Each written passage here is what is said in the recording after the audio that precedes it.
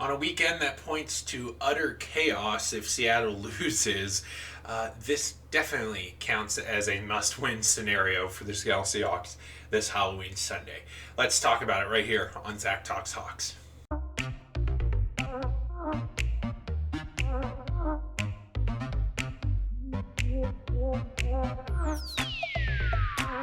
Hi, everybody. My name is Zach, and this is the place where we talk Seahawk football. I am so excited for this Week 8 matchup as Seattle plays in a little bit of a desperation mode against Jacksonville as the Jaguars come to town, rocking a 1-5 record. Seattle's not much better as they are trying to turn their season around with a little glimmer of hope that perhaps this might be Geno Smith's last game as the starter, and we get to see Russell Wilson in action in a Seahawk uniform really soon.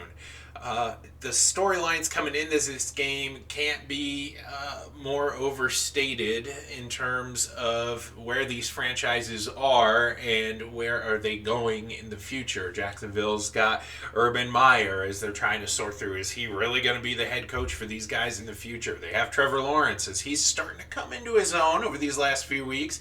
Maybe Lawrence is now starting to figure out that not all college offenses run like the powerhouse that he was used to in college. And then on the other side of the ball, you have the Seattle Seahawks, who are desperately trying to cling to hope as they are very far behind in a NFC race. But with the expanded playoff format that the NFL now sports, it's very possible that Seattle gets in as a wild card if they win this game and Russell Wilson has a triumphant return back to the quarterback slot. But that is not this week. Geno Smith will continue to be the quarterback for this franchise, and I can't imagine coaches aren't on edge over what might be when it comes to this matchup. If Seattle loses this game and drops to a 2-6 record, I cannot imagine certain coaches keeping their jobs moving forward as the season progresses. Ken Norton, Pete Carroll, you very well might keep your offensive coordinator, but at the rate we're going, Seattle's in big trouble if they lose to the lowly 1-5 Jaguars. And that's what I want to talk about when it comes to how can Seattle win this game. I'm going to give you a couple keys to victory today for Seattle, and then I'm going to give you my prediction when it comes to this critical matchup in the course of this franchise's history. By the way, they're also honoring Mike Holmgren today in the Ring of Honor, talking about history for Seattle. Might have to muster up some of that Holmgren magic to get a win today. Taking a look at some of our keys to victory, the first one's going to be up here in terms of utilizing what weapons you do have. And I think this became a very glaring point of emphasis last week for Seattle. Geno Smith, for some reason, is still not trusted to actually just run the offense. And if he's really your backup quarterback, that's the job that's required of him.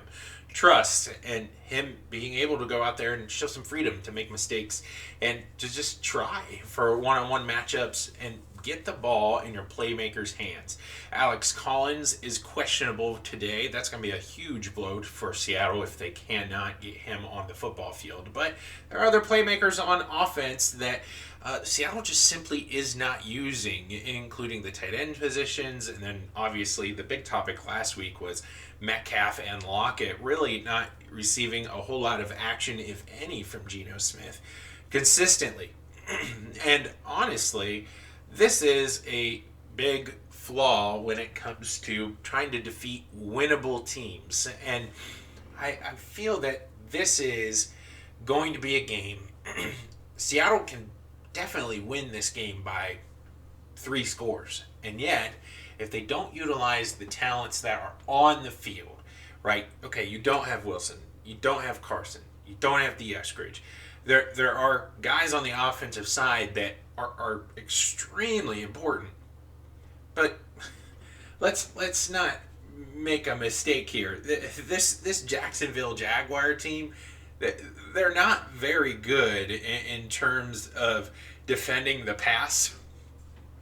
They average over 300 yards against them in the passing game. If Geno Smith has 300 yards passing today, He's just on average to what defenses can do against Jacksonville. That clearly means Smith is trusted with this offense and is trusted to use the tools that are still available to him out there. And that was a big reason why Seattle couldn't defeat New Orleans last week. So, takeaway number one, you have to trust the stars you still have. And I feel that if Seattle does that, they can very well win this game very handedly. Now, on the flip side of the coin, we have to also talk about coaching. Our second takeaway today is don't overthink the plays in front of you. And this is really coming from a coaching standpoint. Pete Carroll has been bullish over these last few weeks about utilizing the run game to open up the pass game for his lack of confidence in Geno Smith. There are situations where Seattle just goes out there and goes run, run, run, punt, run, run, run, punt. Last week it was documented that they ran 11 times in a row before they trusted Geno Smith with throwing the ball late in their game against New Orleans. And most of those runs were failed run attempts. What is it going to take for this coaching staff to trust their players, trust the stars on the field? And if that's Alex Collins in a banged up way, so be it. If that is DK or Lockett, or even on the defensive side, allowing Jamal Adams to just kind of be bullish with his explosive rushing the quarterback situations. You're playing a rookie in Trevor Lawrence. This is where Jamal Adams should shine. Go, put the pressure on your quarterbacks. This is not a good team. Go and pressure them. Go and trust the players on the football field. On paper, they are better than the Jaguars, both offensively and defensively. But if this coaching unit is going to fold back into itself and not trust the talent on the field, and then rather trust schemes or statistics over, should we run here, or should we back off and pressure and guard the first down sticks on a 3rd and 8 and allow 15 yards?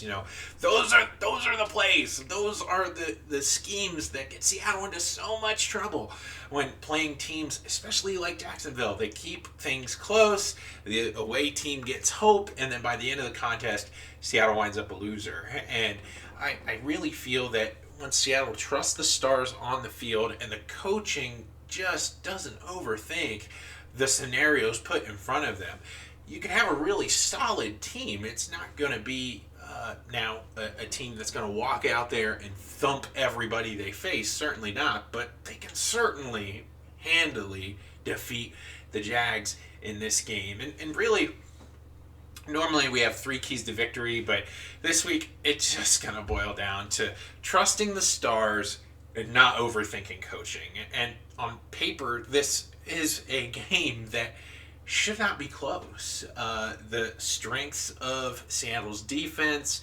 plays into the strengths of Jacksonville's offense, so they cancel each other out, and we have a rookie quarterback on the road against the 12s and company, although I've been seeing that ticket prices in Seattle for this game astronomically low. You can go and get a ticket for like $21 and watch a Seahawks game. That's absolutely insane, but I really truly feel the coaching staff is backed against the wall. They got to win this game. They got to get hope for the franchise as Russ comes back and maybe guides this team on a little bit of a playoff run. And they're playing against probably the best team, aside from the Houston Texans, that you can ask for in this situation. A Jaguar team that's led by a head coach who at times has been a little bit over his head in terms of coaching situationally in the NFL, in Urban Meyer, and then a rookie quarterback that can get flustered with crowd noise and with the dominating at points Seattle defense that we have seen really turn a corner in the last 2 weeks. So ultimately speaking, guys, my prediction for this game is that Seattle actually does it, and they win handedly over the Jaguars in a game that is going to see some fireworks, I feel, but ultimately Geno Smith is going to come into his own as Seattle's going to put up 31 points, and they are going to win very handedly over the Jaguars 31-17. At least That's my hope. I hope I'm right this week, and I can't wait to talk to you again about Seahawk football and what is it going to take for this franchise to finally turn the corner and shrug off the early season injuries and perhaps make a playoff run with Russell Wilson. But that cannot happen until they beat the Jaguars today. So keep talking Hawks, and I cannot wait to get back on line with you and talk more Seahawk football. Don't forget to like, comment, and subscribe, and I'll see you right back here real soon.